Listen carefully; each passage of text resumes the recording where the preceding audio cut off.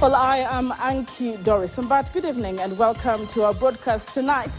In about 15 minutes, Nelson Harvey, an advocate, joins us in studio. We'll be talking about impunity and an attempt to find a cure for it. Stick around for that interview. And Damian Evans is on sign language. Now to our top story tonight. The High Court has found Acting Inspector General of Police Gilbert Masengeli guilty of contempt of court after he snapped court orders 6 times continuously over the disappearance of 3 men, joining the list of government officials defying the legal directives. The Deputy Director General of Police, Eliud Lagat, represented the IG, explaining the whereabouts of the 3 men suspected to have been abducted by police officers in Kitengela last month. Our reporter Vera Mora attended the court proceedings and filed the following report. After finding Acting IG Gilbert Masengeli guilty of contempt, Justice Lawrence Mugambi postponed the sentencing to Friday. In addition, the judge summoned Commandant of the SGB and VIP unit Lazarus Opicho to explain why he contacted the judge's bodyguard and driver to ask about the judge's whereabouts just hours before the hearing. I also need to ascertain what are the reasons behind such an inquiry and many other concerns.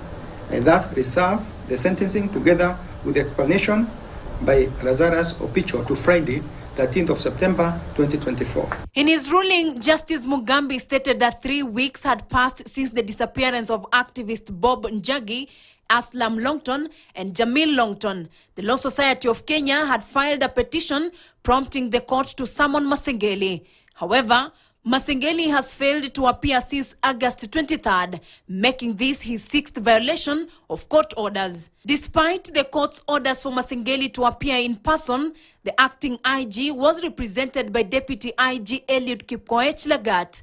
The State Council attributing Masengeli's absence to his involvement in security operations in Wajir. We have offered an explanation, my lord, and even gone further to have a senior officer appear before the court and tender the explanation that is requested by the court. Former LSK President Nelson Harvey urged the court to hold Masengeli in contempt, calling for a 6-month prison sentence at committee maximum prison. Harvey also proposed that a personal fine be imposed on Masengeli to be deducted directly from his salary. As an individual holding public office, must of necessity bear personal responsibility. So that, my lord, as we ask you to impose the heaviest penal consequence of 6 months. On August 19th, Njagi, Aslam and Jamal were allegedly abducted by people dressed in suits who claimed to be police officers from Nairobi, but they did not provide any reason for the arrests. Court orders revealed that the men were last seen in a white Subaru with license plate KDQ, and their phones went silent soon after. Their families reported their disappearance to the Kitengela police station and have since been searching for them. Defiance of court orders by government officials has become common, with many seeming to ignore legal directives during the youth-led protests. The High Court issued several orders instructing police to stop using tear gas and water cannons to disperse demonstrators. Disappearance, abductions, arbitrary arrest are things that were a general occasion before the new constitution. And as the Law Society, we are saying we are not going to allow this to come back to the doors of our Kenyan country.